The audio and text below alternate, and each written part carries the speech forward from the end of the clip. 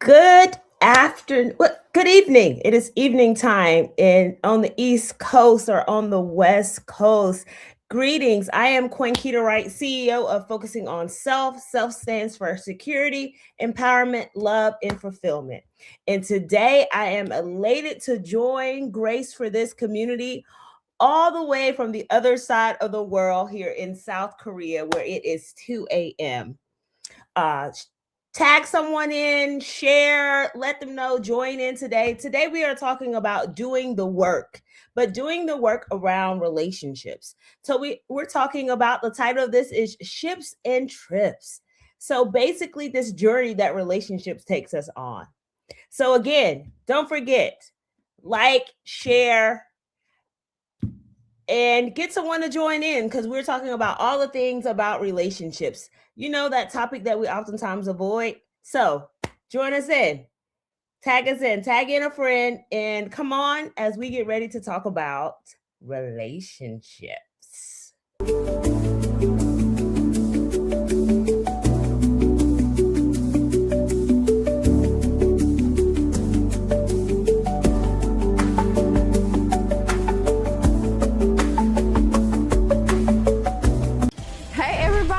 It's your girl, Kanitra Moselle, and I am so excited. We just finished up the book and brunch to launch my first book, Grace for This, the devotional. It's a 21-day journey for women who are growing through grief. The conversations that we had in here today was phenomenal. I want to let you know that GRACE is the acronym. It stands for Grief, Rest, Aid, Community, and Evolve. The reality of it is that we are experiencing a grief journey every single day. Every transition can cause you to grief, but are you leaning into your grief? Grieving is also exhausting, so I'm going to encourage you to actually rest. And when you're resting, rest is clarifying. You want to learn what you do and don't have capacity for anymore. And guess what? You're going to begin to ask with more clarity about exactly what you need. That C stands for community, because when you start asking for help, your people who are meant for this next season are going to respond to your ask, and your community is going to change. And then lastly, when you go through that grace journey, you're going to evolve to the next best version of yourself. So I'm so excited for you to be a part of this journey. You're going to love what we're doing in this community. Follow Kanitra Moselle and follow Grace for This on Instagram and Facebook.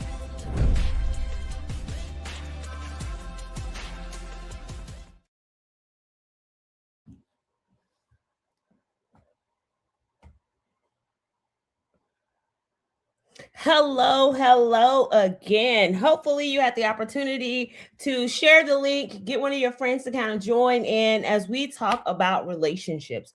So, I'm going to be multitasking here because I also want to be able to interact with everyone that is on Facebook as well as everyone that is on YouTube.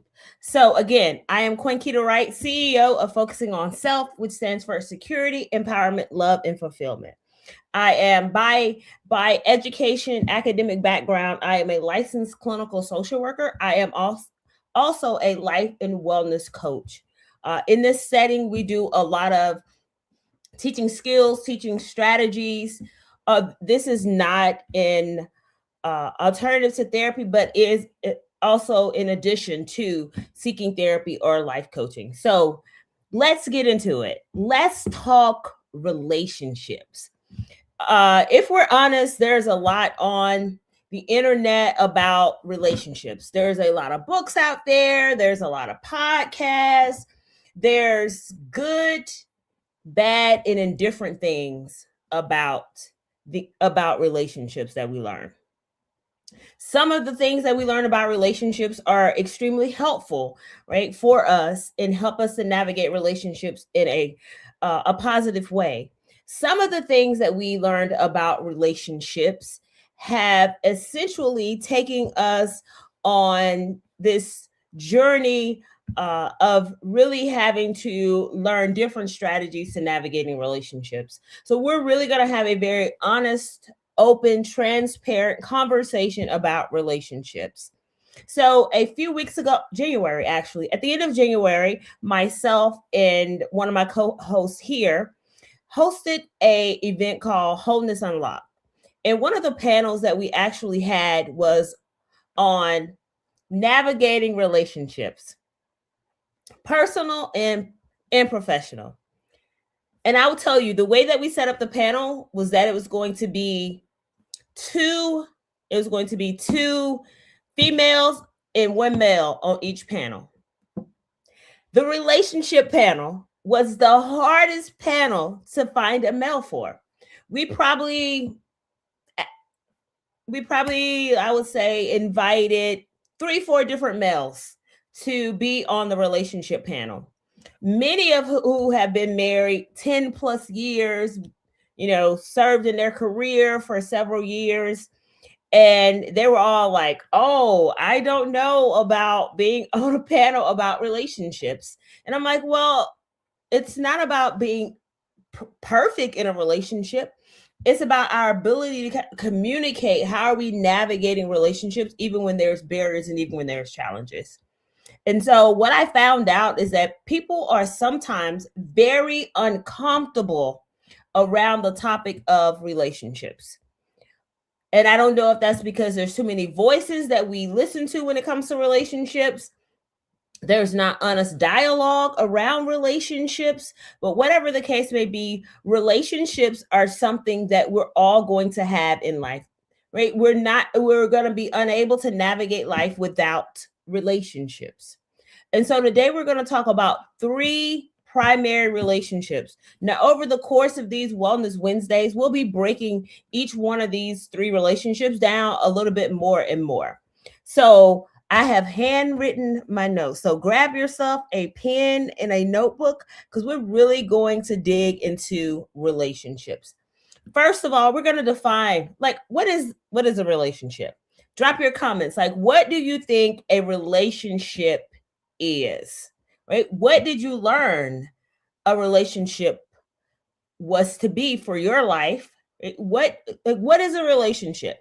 So when I start defining things, I like to always start with the biblical definition of the word. So relationships.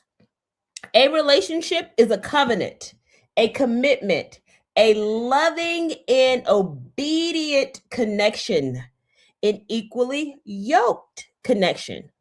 A relationship is personal. It is intimate. It reflects Christ's love. That is what a relationship is.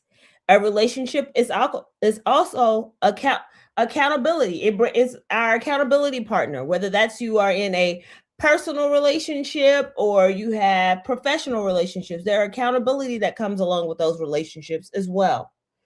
And then a relationship is also sacrificial. There are sacrifices that are made in relationships. So what are the 3 relationships that we're actually going to talk about? The first relationship is the relationship that we have with God. That's our first relationship that we're going to talk about. Our second relationship that we're going to talk about is our relationship with ourselves. Our relationship with ourselves. And the third relationship that we're going to talk about is our relationship with community, whether that's family, friends, colleagues, whomever it may be. That is our community, the people that we are connected to. So let's dissect our relationship with God. If you can, drop in the comments and one word that would describe your current relationship with God. What is one word that you would use to describe that relationship? Feel free, drop those in the comments. So when we look at our relationship with God, right, or God's relationship with us, the one verse that always comes to mind for me is John 3:16.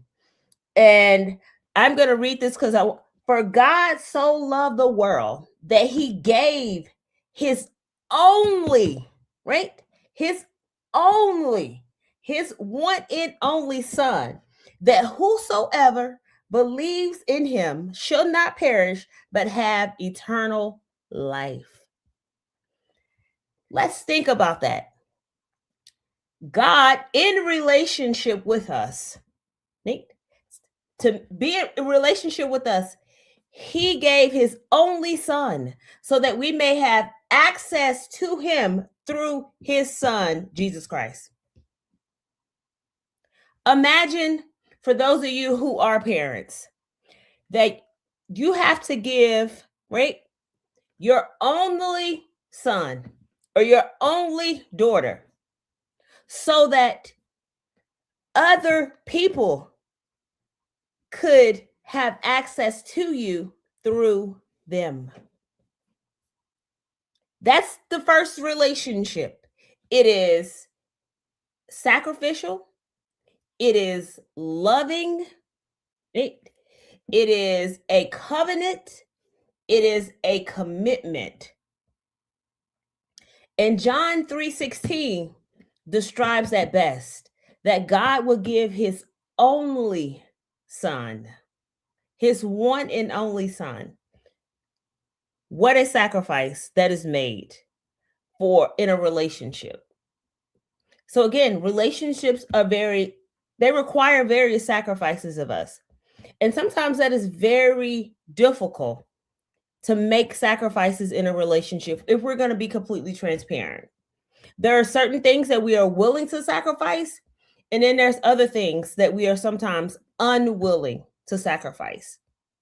So thinking about your relationship with God, what is God calling you to sacrifice in that relationship? Because every relationship requires a different sacrifice with us. So just imagine, right? Write it down. What is God requiring you to sacrifice to be in a true relationship with him? And I saw some comments there that people are like describing their relationship with God or obedience, right? Obedient, developing, rhythm, amazing. So what does he require you to sacrifice to be obedient? What does he require you to sacrifice to continue to develop and refine that relationship? What does he require you to maintain the rhythm of that relationship? What is required? What is the commitment that you must have to the relationship that you have through Christ Jesus to the Father? There's going to be things that we have to sacrifice. Sometimes it's our time. Sometimes it's a change in our behavior. But then there's going to be a sacrifice in that relationship. If we were to look at, I actually looked up this same verse, John 3:16, in about 22 other different versions. And the one thing that is consistent in all versions is it say, he gave his only. So I say that to mean that sometimes you may have to give your only of something to be in relationship, especially the relationship with the Father.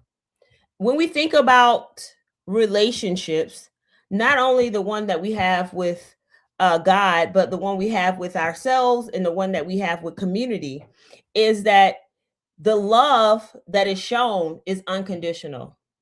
I think that's also a challenge in relationships, is that we have based our love on conditions, right? And I am definitely guilty of having based my love on conditions, is that because you do this for me, then I do this for you.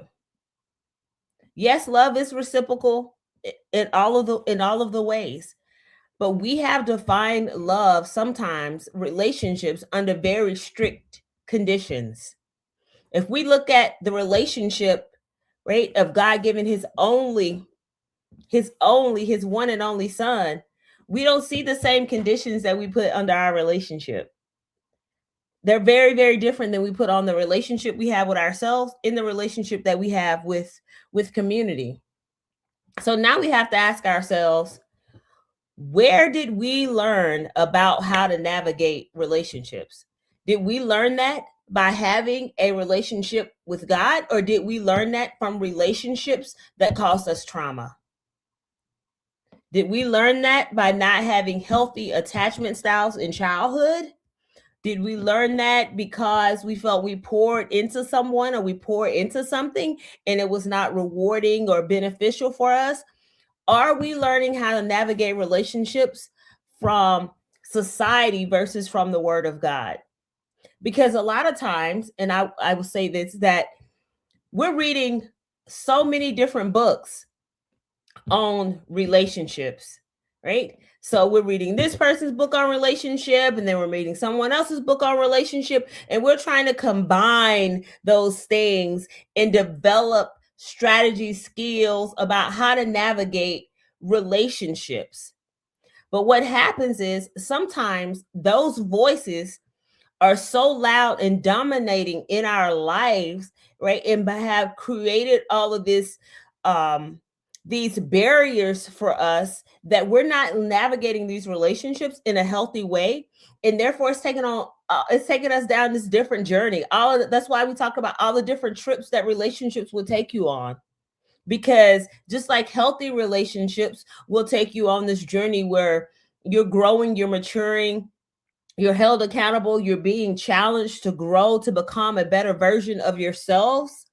There's also a journey, right? Trips that unhealthy relationships take us on.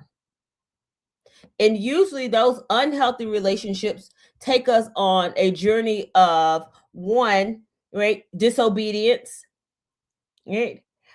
Take us on the trips of really not loving ourselves, moving further and further away from God, feeling very ostracized, rejected, betrayed, abandoned, all of those things. And what typically happens is those are the things that we hold on to the most. We hold on to the relationships sometimes that caused us a lot of trauma, a lot of stress, anxiety, depression. Those are the relationships that we sometimes use to define how we now want to navigate relationships. And sometimes that causes us to not navigate them in a healthy way, because we now allow the past to become our present. And I'll even speak for myself that I've sometimes navigated present relationships based on past experiences. Is that I form these narratives in my head to say, well, all relationships are this way. Or I've put up these different barriers because in my mind, like, I want to protect myself. Yes, the word tells us to guard our heart. But what happens is, right, we put up all of these barriers, right, to protect ourselves, not because we have seen something in the person that has, what God has said, has given us discernment and say, hey, like, navigate that relationship differently. No, we are making those decisions sometimes from a place of trauma, of hurt, abandonment, or betrayal. And those things not only impact our relationship with ourselves and community, it also impacts our relationship with God. Because then sometimes we try to navigate our relationship, our spiritual relationship, in the same way that we navigate our other relationships. And they are not the same. They are not the same. But if we're honest, if I learn to navigate my relationship with God, right, being vulnerable, being honest, being transparent, sharing my thoughts, my feelings, going to him for guidance, hearing him, listening, being still, then I'll learn to navigate the other two relationships very differently. Or some of us do extremely well at navigating our relationship, our spiritual relationship, our relationship with God, but it's our relationship with ourselves that we don't do well in navigating. Think about it. When was the last time you told yourself how much you loved you? When was the last time that you say, you know what? I really do love myself. And because I love myself, I would like to treat myself better. Right? I would like to take care of my health because I love myself. Right? Just think about it. When was the last time you say that you love yourself? Just recently, I went to an event that some of my colleagues here hosted. And one of the things that they actually had us do, and I'm looking at it right now on my desk, is they had us write a letter to ourselves about, just write a letter to yourself about what you love about yourself. This is my letter. And they had us put a sticker on it, and they said, read this whenever you're feeling down, or you're finding it difficult to love yourself. And then they asked if anybody would want to read the letter out loud. Now, I'm comfortable in a lot of settings, doing quite a few things, or I can become comfortable. But this activity, honestly, I was uncomfortable with. Not because I don't love myself, but I was unpacking at the same time who I had become. Like, I'm like, okay, well, what is it that I now love about myself? Because sometimes, even when we're journaling or we're processing things or we're talking about ourselves, we talk about all the things that we are not. And there's sometimes a guilt or shame attached to talking about who we are. And so I really was struggling with writing a letter to myself about what I loved about myself and why I love those things about myself. And what I said in the letter to myself is I said that I love that I was able to overcome things, move through barriers, navigate life, get on the other side of it. And how that showed me this level of strength and resiliency that I had. But what I loved most about myself is that I had given God a yes. And I had meant that yes. I see Cassie says that she sends a letter to herself weekly. Oh, I really like that idea. She goes to the post office and mails herself cards and wow, I really like that idea of writing a letter to yourself weekly. Because a lot of times what happens is we will give encouraging words and love to everyone else, but we would not give the same to ourselves, as we see ourselves as unworthy of those things. But think about how worthy God saw us, that he would sacrifice his one and only son so that his other children could have access to him. Think about how much love that really is. That love cannot be defined. It's like hard to sum up how much love that really is. It's hard to conceptualize that. That is truly unconditional love. When was the last time you loved yourself without conditions? When was the last time? Think about it. Because sometimes we say, I love myself when I lose a certain amount of weight. I love myself when I get to this point financially. I love myself when I finish school. I'll love myself when I get married. I'll love myself after the kids graduate, right? I'll love myself when. I love myself when. But what we'll find is that we keep moving that, right, to something else. We keep moving it. Okay, well, I was going to love myself when I lost 20 pounds. Okay, I lost the 20 pounds. You know what? Now I'm going to love myself when I lose 30 pounds. Oh, I lost the 30 pounds. Oh, you know what? I'll love myself more when I lose 40 pounds, when I can wear this dress I bought 10 years ago. And so we keep moving it and we keep moving it. That's conditional. We've given ourselves certain conditions of when we're going to love ourselves. And we also do that with people. Think about it. For those of us who have had some maybe unhealthy relationships, they didn't go as planned, right? The intentions were not met, whatever the circumstances were, is that now we enter into a new relationship, whether that's with a friend, a colleague, right? Whoever, a significant other, whoever that may be. And we look for them to meet certain conditions before we extend them love.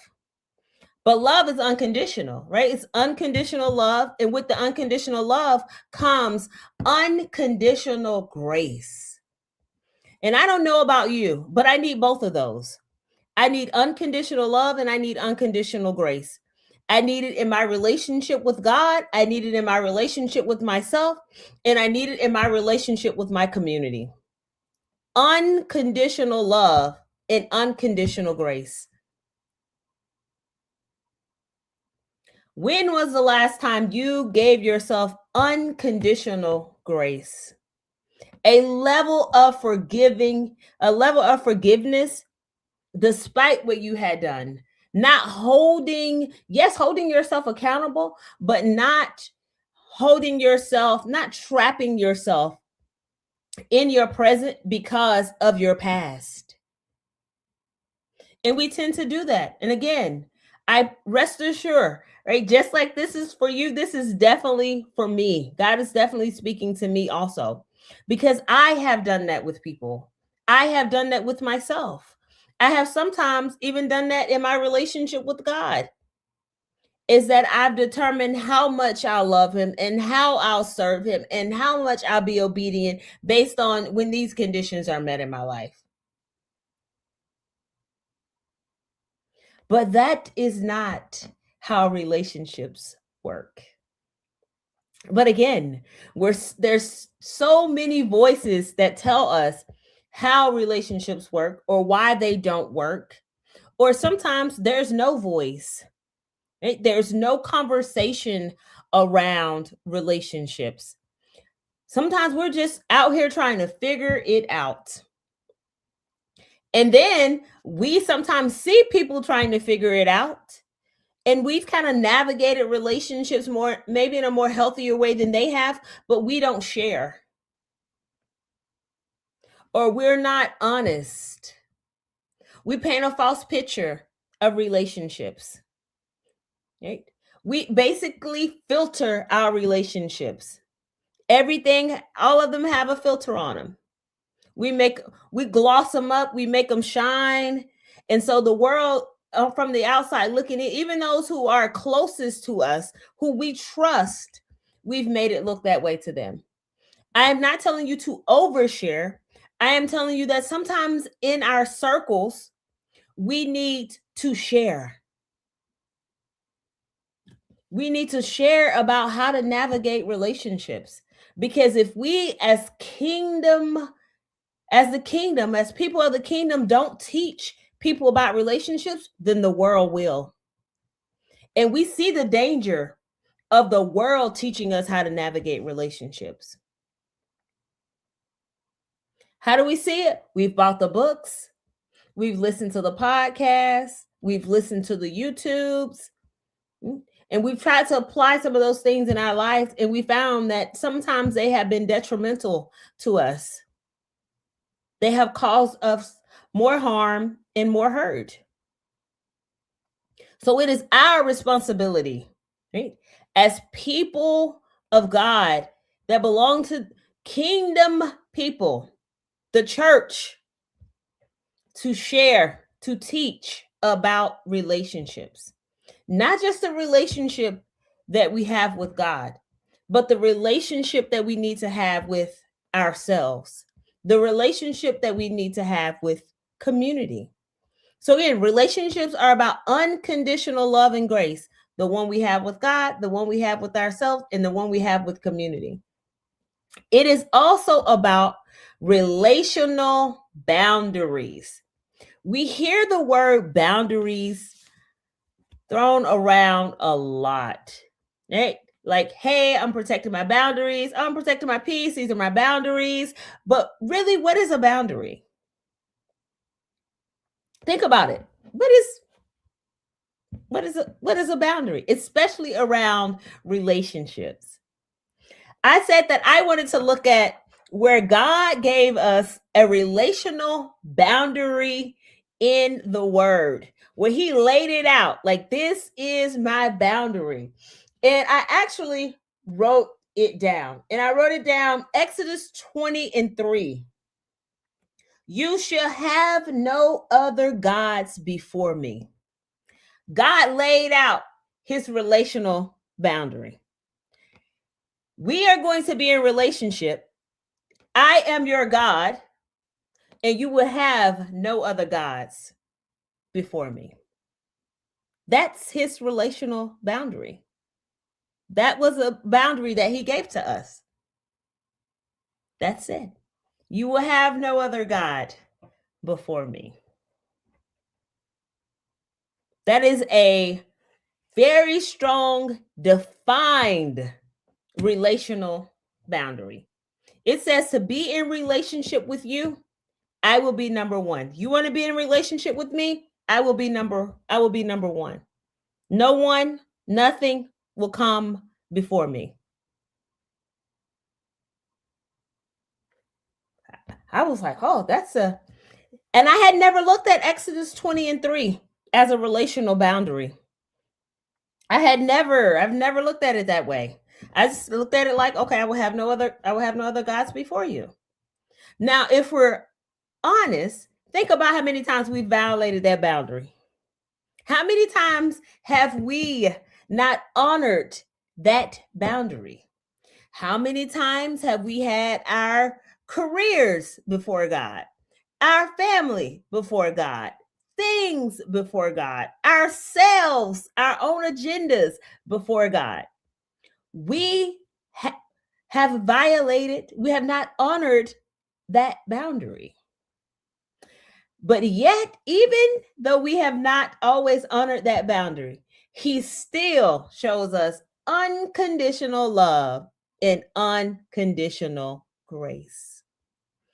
So I share that to say that sometimes the ones that we love are going to, even unintentionally, not honor our boundary, our relational boundary.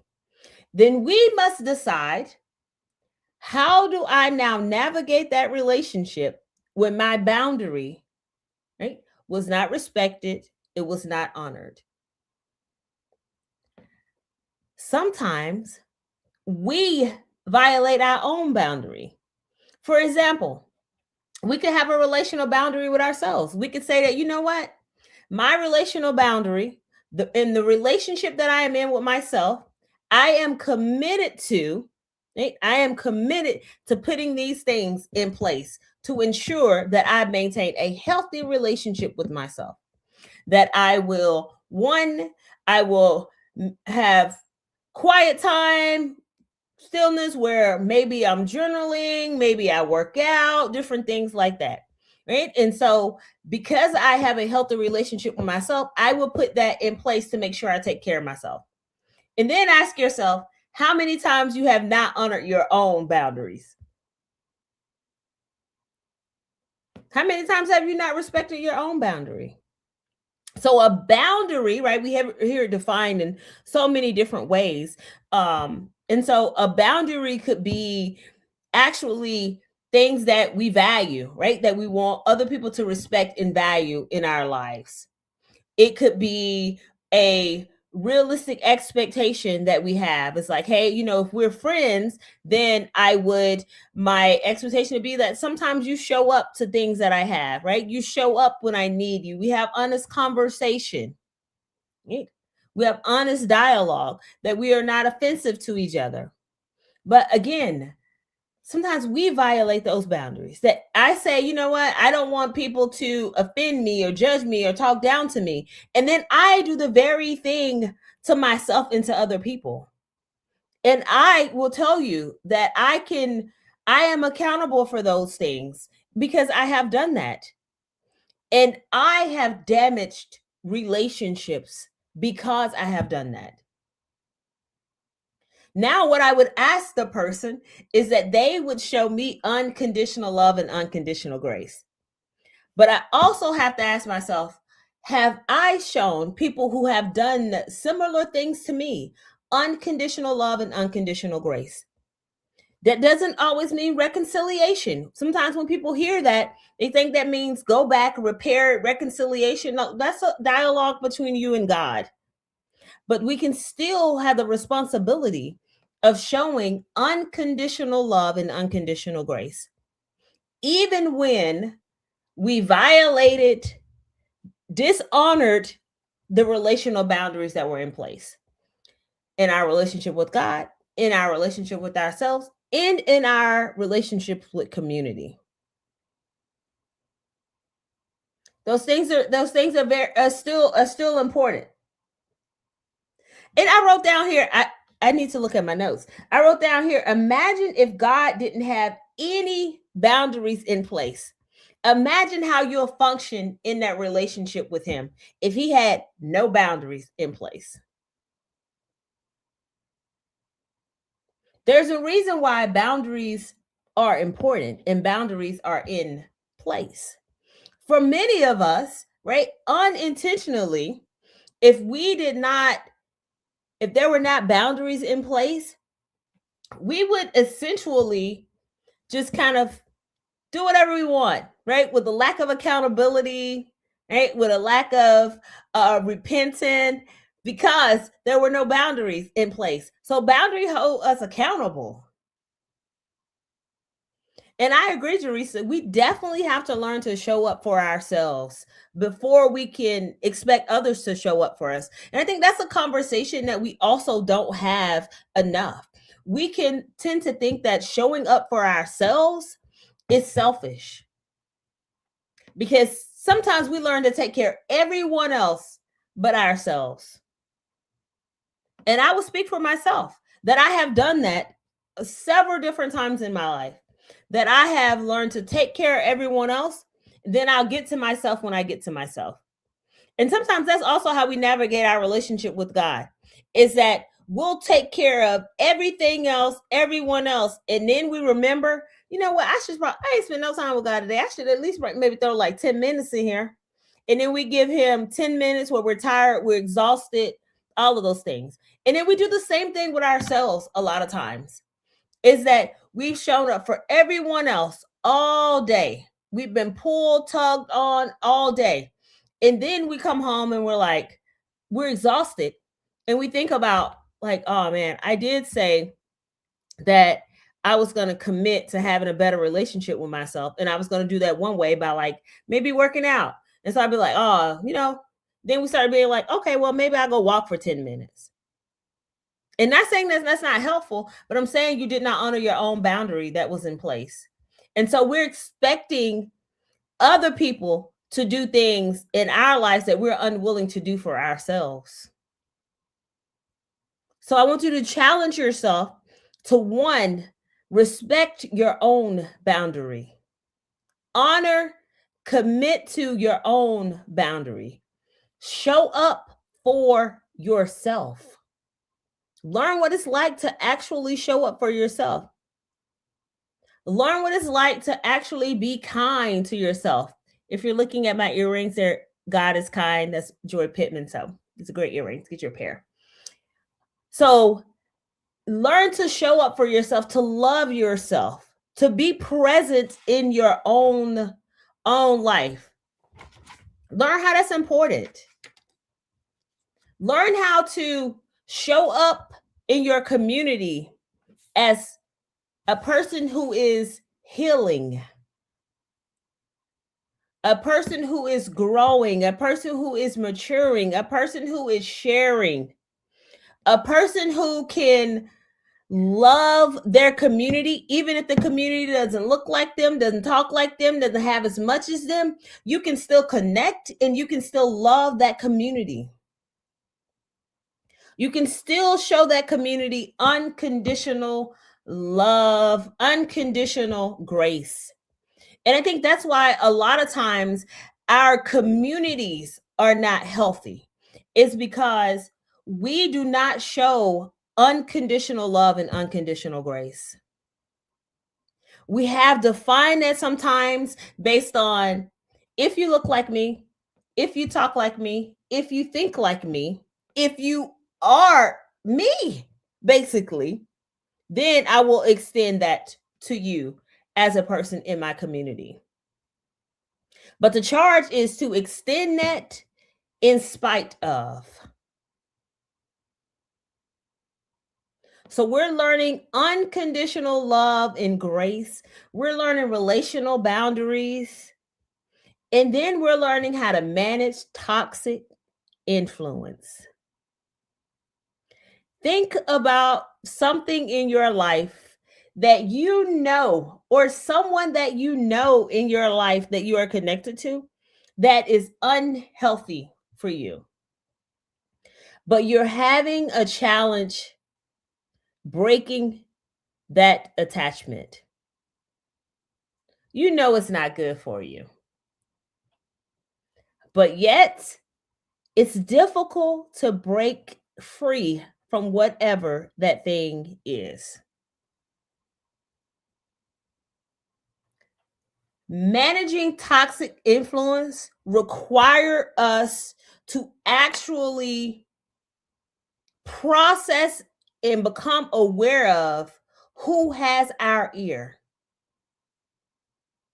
Who has our ear? Who has our heart? What has our heart? Who has our heart? And why does that thing or that someone have your heart?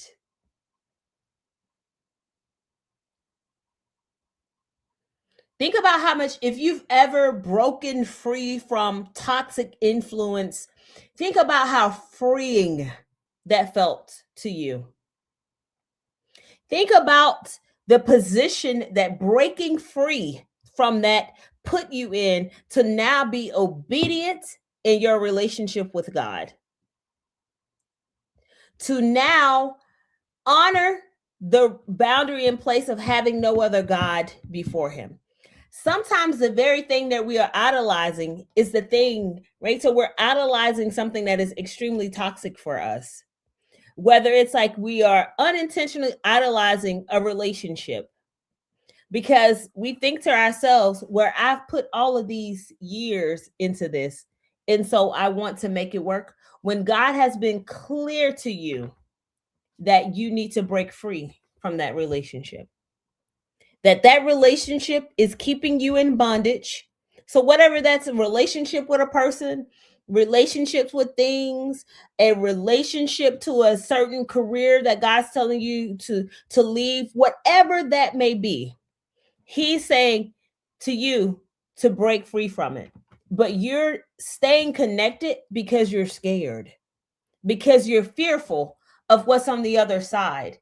So sometimes we stay connected to what is toxic because we can't even imagine what is on the other side of it. And so all that our brain, our body knows is like chaos and dysfunction. And so we learn to function in relationship to chaos and dysfunction. And we all would like to say that we would never do that. But the reality is, we're all capable of doing it or have done it before. So, this is why community is important, because in community, we have the opportunity to share our story, right? To be a testimony to someone else who may be going through the same thing, that they can get on the other side of it. When we talk toxic influence, and I will tell you this kind of like even for myself, when we talk toxic influence, sometimes we'll like to think it's the other person, but sometimes we're the toxic influence. Sometimes it's us. Sometimes it's not the other person. Imagine having to acknowledge and having to actually admit, right? And repent for being the toxic influence in a relationship. That requires a total surrender in your relationship with God, so then that you can acknowledge those things.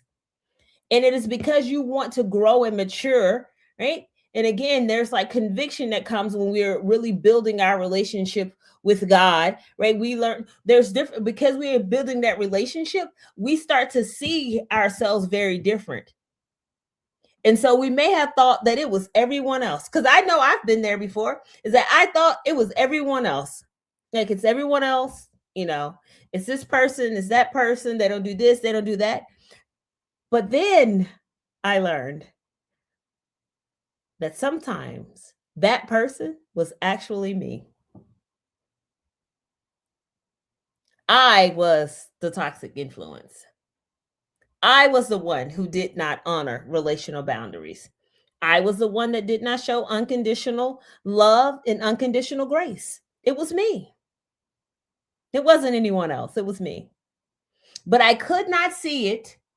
And I probably could not hear when people told me that because, right, my vision was blurred by society's definition of how to have a healthy relationship, of what a relationship is.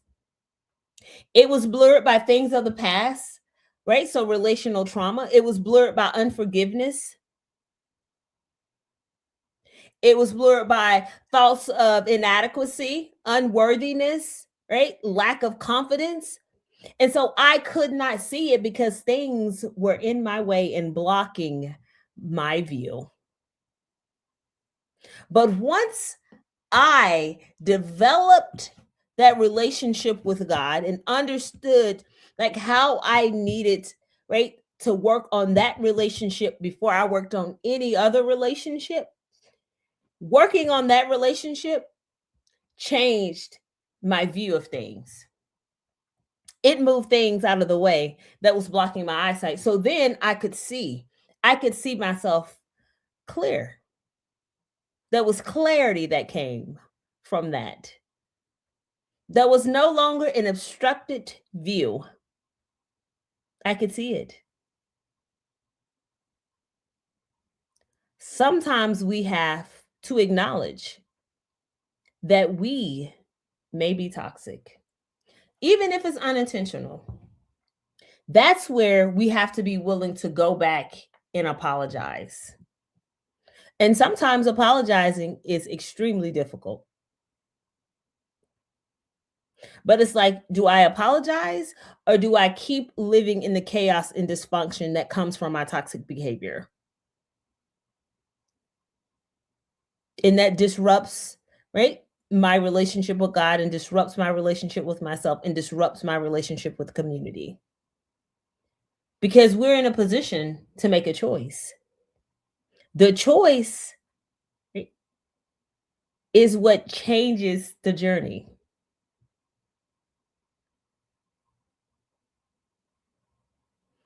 Think about what or who influences you the most. Is it the things of the living word or is it the things of the world? What influences you most?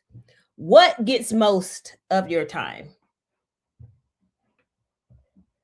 What has most of your heart?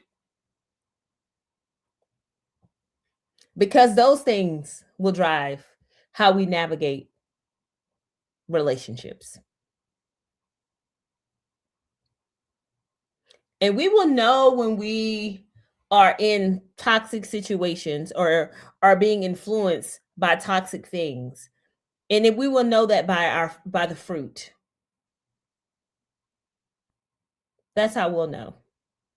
If a relationship is toxic, then the fruit of that relationship will look different than the fruit of a relationship that is healthy. And sometimes we can confuse being challenged in a healthy relationship. Sometimes we're being challenged in a healthy relationship. I know I have been. I've been challenged extremely in my healthy relationships. And sometimes we look at that as a red flag. But really, it's not. It's just that we're so accustomed to things being so toxic and people excusing our behaviors that we don't know now when we're being challenged by something that is healthy and that is calling forth a different version of us. Not everything is a red flag. But I think that's what society teaches us about relationships. Is that so many things are red flags. Look for the red flags, look for the red flags, look for the red flags. You're going to have discernment because you're spending time with God. That's how you're going to have discernment. That's how you're going to pick up on those things. Because sometimes we're identifying something as a red flag when really it's our trauma. It's the things that we haven't healed from. And we're seeing it as a red flag in a relationship with someone else. But really, all that we're seeing is our trauma show up, our unresolved trauma, our unresolved grief, the wellness work that we have not done showing up. And we have to be able to discern the difference between those things. And we're oftentimes not going to be able to do that if the word takes up more space in our life than the word. We're not going to be able to do that. So that's the importance of us really developing, continuously developing our relationship with God. That's the importance of it. It will help us to navigate the other two relationships. Think about when you did not love God in the same way that you love him now. Think about what your relationship looked like with yourself. What your relationship looked like with community. It was really different. It was really different. It was really different. So what are some right? What are some barriers that gets in the way of our relationships? And then what are some strategies to really navigating relationships differently? Some of the barriers that actually get in the way of our relationship actually is our attachment styles. And we're going to talk in depth about those when it comes to relationship. Our attachment styles. How do we form attachment to other people? Some of us are very anxious about relationships. So there's a lot of fear around developing relationships because we fear that the same thing is going to happen that's happened to us before. Then some of us are very avoidant of relationships. Is that we'll say things like, we don't want to make new friends. I have enough friends, right? And I used to be that person. Oh, I have enough friends, right? I don't need to meet anybody else new. And I'm not saying that you need to develop an intimate friendship with everyone, but we can learn to have professional relationships, healthy acquaintances. We can practice having those in our lives. So imagine if you are avoidant of relationships and God sends a person in your life, right, that is going to connect you to a person to fulfill a promise or a purpose that he has for you. But because you're so avoidant of relationships, when that person comes, you miss that connection. Or you have so much fear surrounding relationships. God sends you that person and he says, I need you to connect with that person. But because you're fearful and you're paying more attention to your past than what God wants to do in your life presently and in the future, you miss the connection.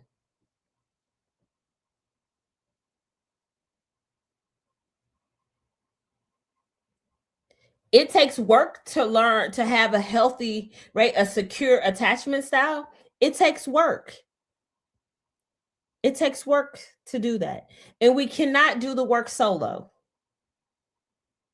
We can't do it in a silo. Like, we need God to help us in a relationship, and we need community to help us do relationship. We need both. We need all of it. A third barrier to navigating relationships sometimes is time. And what do I mean by time is a barrier to navigating relationships? Sometimes we just don't make time.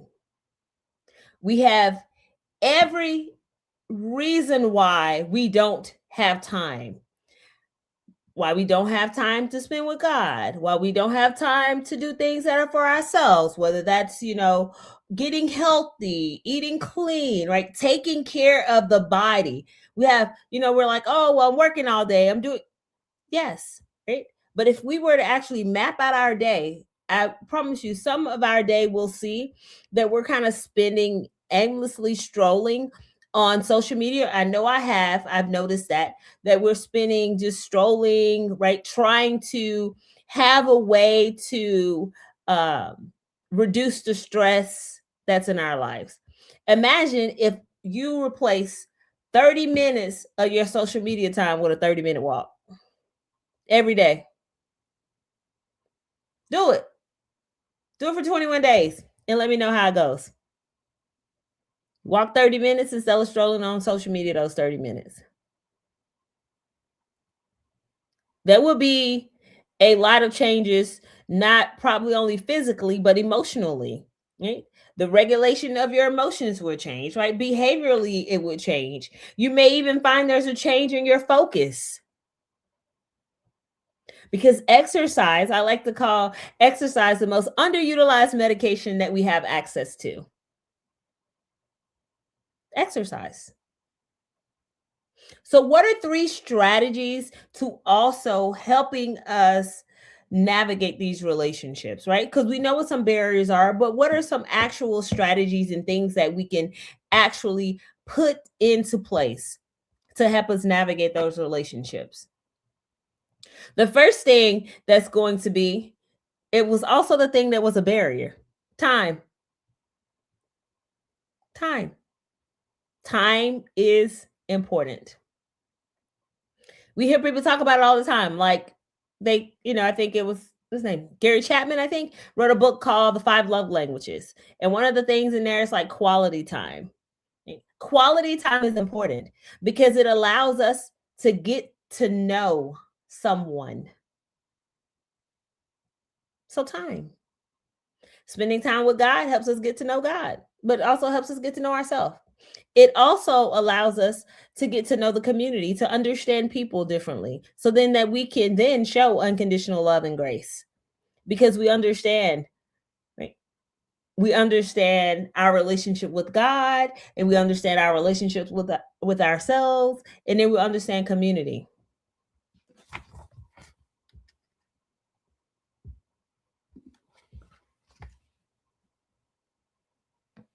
And then, secondly, what else is something that can help us navigate relationships, right? What else is a strategy to navigating relationships?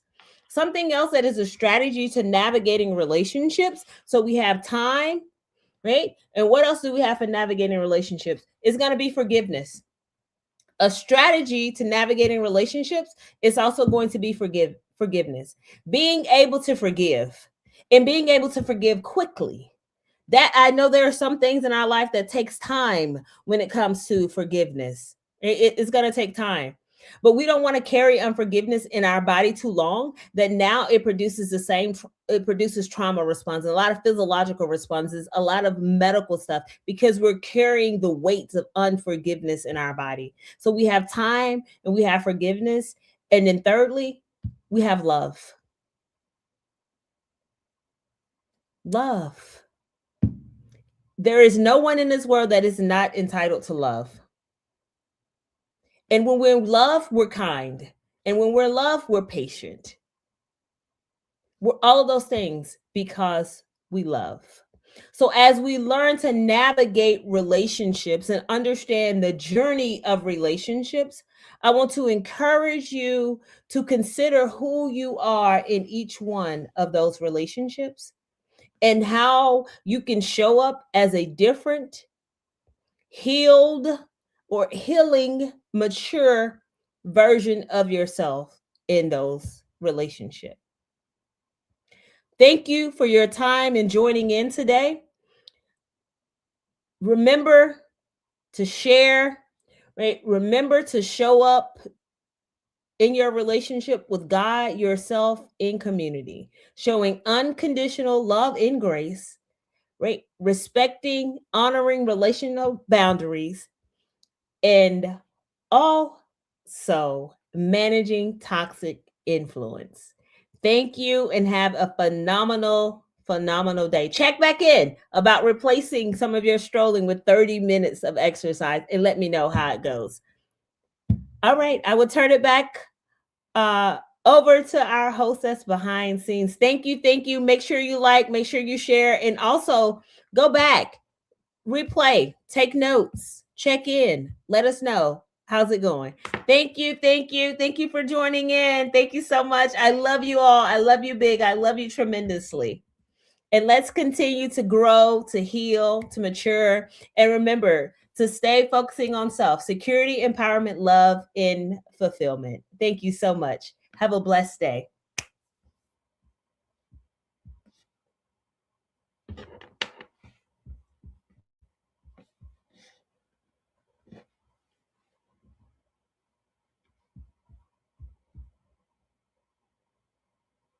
Hello, my name is Kenitra Moselle, and I am founder of a beautiful community called Grace for This. We are about women taking ownership of their wellness journey in 3 ways: personally, relationally, and professionally. I'm inviting you to be honest about your grieving experience, your healing experience, and then lastly, your building experience. You're going through this because you're graced for this.